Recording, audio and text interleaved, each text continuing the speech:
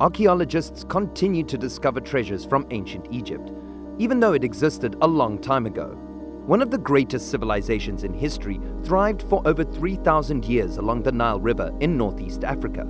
After Egypt was ruled by the Greeks, Romans, and Muslims, the achievements of the ancient civilization were hidden by the influence of these different cultures. However, many years later, archaeologists and historians started studying Egyptology and uncovered the ancient glories once again. Let's take a look at it. Number 1. Mummies with gold tongues. In ancient times, it was quite common for mummies to be buried with gold tongues. The ancient Egyptians thought that doing this would make the dead people become gods in the afterlife.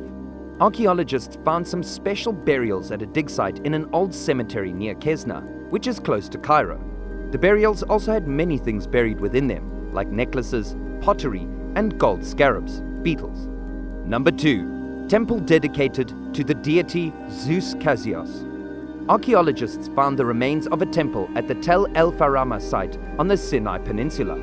The temple was dedicated to Zeus Kasios, a god who was a mix of Zeus and the weather god Kasios. The researchers found the temple when they saw parts of 2 pink granite columns sticking out of the ground. They think these columns used to hold up the temple's front gate and probably fell down a long time ago during a big earthquake. Number 3.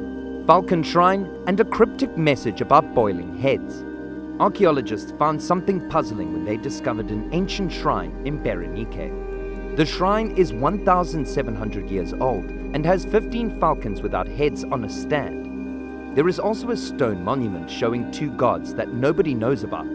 Researchers were surprised to find an iron harpoon next to the pedestal.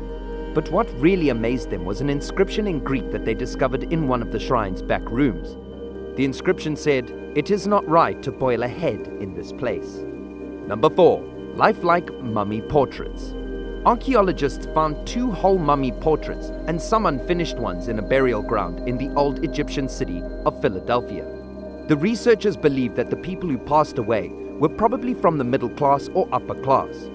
This is because during that time, it would have been expensive to pay for personalized paintings of themselves.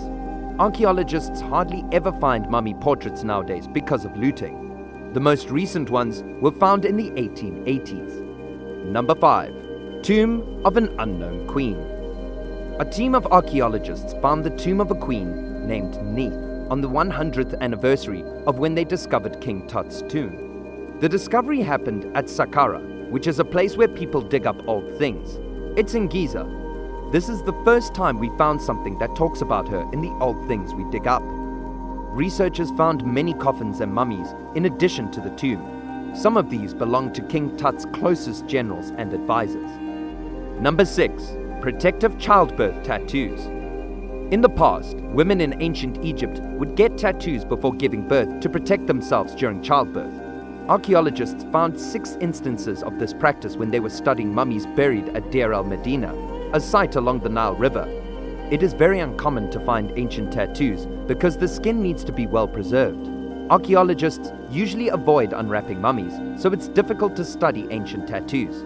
But in this situation, parts of the bodies were visible, like the lower back of a woman. Her tattoos were very old and included black lines and a picture of Bes, a god who kept women safe while giving birth. Number 7. Gold ring featuring the likeness of the god of fun. Here's more evidence that even ancient Egyptians enjoyed having fun. Archaeologists found a lot of gold things like a necklace and 3 rings in a burial site in Akhetaten, which is now called Amarna. Akhetaten is a city located south of Cairo. There was a special piece of jewelry that caught attention because it had a carving of Bes, who is also called the god of fun.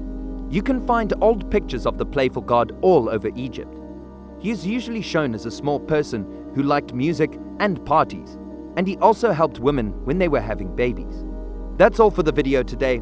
We will be right back with more. Don't forget to give this video a thumbs up and subscribe to our channel. Thanks for watching.